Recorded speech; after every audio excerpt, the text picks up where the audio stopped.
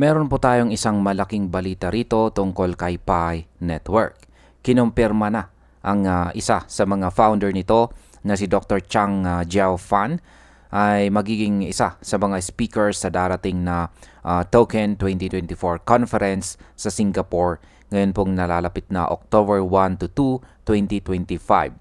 Isa itong napakalaking hakbang para sa Pi community at sa buong project mismo. Kaya pag-usapan po natin kung ano ang ibig sabihin nito. Pero bago po tayo magpatuloy ay pakibasa na lamang po muna ang disclaimer dito po sa ibaba ng ating screen. Ayan, simulan po natin sa kung ano po ba ang tinatawag na Token 2049 at bakit po ito mahalaga. Yan, ang Token 2049 ay isa po sa pinakamalaking crypto events sa buong mundo. Sa event na ito, inaasahan ang mahigit 25,000 attendees, 300 speakers at saka 500 exhibitors na magmumula sa iba't ibang panig ng mundo. Dito po nagtitipon ang mga founders, executives, investors, developers at pati na rin mga policy makers. Bukod po sa mga pag-uusapan, may mga meetups, hackathons at business development opportunities din. Sa madaling salita, para itong isang malaking pagtitipon ng lahat ng movers at shakers ng Web3 ecosystem. Kaya sa market impact, ang pagkakaroon po ng Pi Network bilang gold sponsor at ang pagkakaimbita kay Dr. Fan bilang speaker ay makakapagbigay ng mas malawak na visibility para kay Pi. Kapag mas maraming investors at developers ang nakarinig ng kanilang vision, posibleng tumaas po ang interest at adoption sa Pi ecosystem. Ngayon ay ano po ang magiging role ni Dr. Ching Jiao Fan sa event?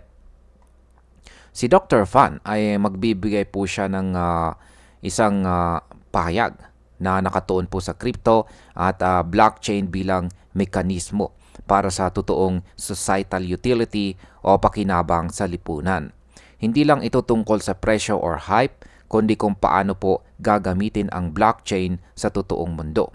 Kaya yan, tatalakayin din po niya ang mga kasalukuyang challenges ng Web3 at kung anong potential solutions ang pwede pong gawin para mas mapabilis ang innovation at real-world adoption ng crypto.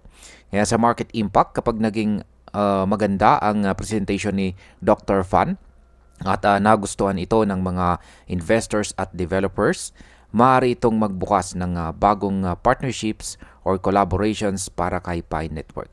Sa ganitong paraan, hindi lang tataas ang exposure, kundi pati na rin ang kredibilidad ng project. Ano naman ang kahalagahan ng pagiging gold sponsor ng Pi Network?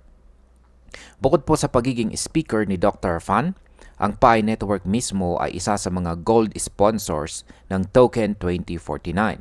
Ibig sabihin, hindi lang basta dadalo si Pi, kundi magiging visible po siya sa buong event. Ang pagiging sponsor ay naglalagay po kay Pi sa spotlight kasama ng iba pang malalaking project sa crypto space. Makikita ito ng libo-libong attendees at mas mapapalakas ang branding ng Pi Network bilang isang seryosong player sa industriya. Kaya sa market impact, ang sponsorship ay pwede pong magdala ng bagong recognition mula sa global Web3 community. Kapag nakita ng ibang project na willing mag-invest si Pi sa ganitong high-profile events, mas tataas ang kumpiyansa na long-term serious player talaga si Pi Network. Ano naman ang ibig sabihin nito para sa future ni Pi Network? Ayan po siya. Yan po si Dr. Fan. Ayan, ano naman ang ibig sabihin nito para sa future ni Pi Network?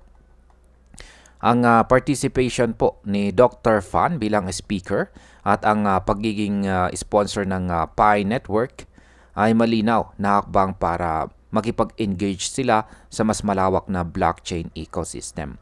Hindi lang sila nakatutok sa internal community, kundi gusto rin nilang ipakita ang kanilang vision sa mas malaking stage.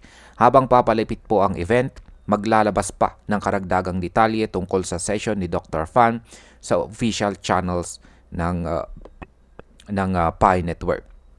Pero ang mismong confirmation pa lang ng kanyang participation ay isa ng malaking bagay. Kaya sa market impact, kapag naging successful po ang event para kay Pi Network, pwede itong maging trigger ng mas mataas na adoption, mas maraming collaborations at posibleng mas magandang sentiment sa market value ni Pi sa hinaharap. Yan bilang panghuli, para sa akin ay napakagandang development nito para kay Pi Network.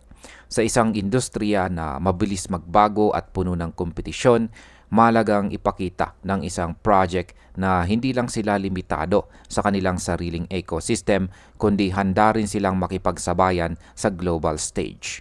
Si Dr.